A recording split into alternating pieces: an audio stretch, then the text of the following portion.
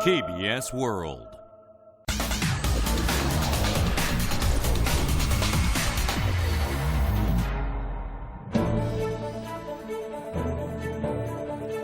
Delivering today's Korea to the world, it is Monday, December 2nd, here in Seoul. The news today starts now. South Korea and the U.S. will resume tough talks this week on sharing the cost of stationing American troops on the peninsula.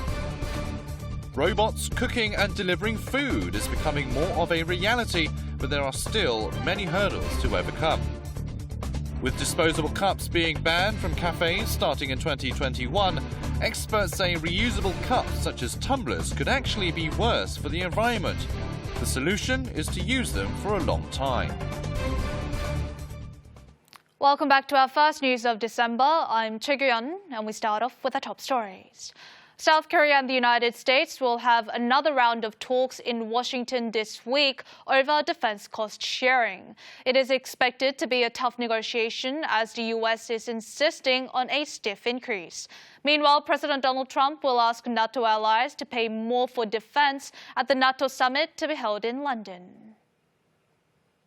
South Korea and the United States will sit down in Washington, D.C. on Tuesday for two-day talks on defense cost sharing. It takes place 2 weeks after last month's meeting in Seoul broke down in just 30 minutes. Back then, Chief U.S. Negotiator James DeHart described Korea's proposals as, quote, not responsive to our request for fair and equitable burden sharing, and said he left the meeting to give Korea more time to reconsider its offers. We cut short our participation in the talks today in order to give the Korean side some time to reconsider. The upcoming negotiations are expected to be difficult as the American side insists that South Korea should pay much more to station American troops on the peninsula.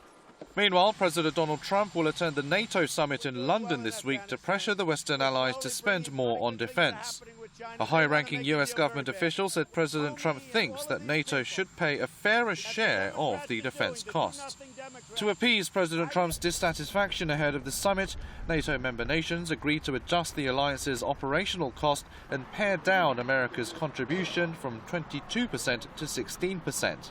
But the revised amount is far from meeting President Trump's demands, so NATO allies are likely to face mounting pressure from Washington. The New York Times recently ran an opinion piece that described President Trump's call for Korea's heftier share as, quote, exorbitant demands and a lose-lose proposition. The Washington Post was also critical of President Trump's demand for $5 billion from Seoul, made at a time when a stronger alliance is needed to deter crises in the region, calling it an insult that could never be accepted by the Korean government.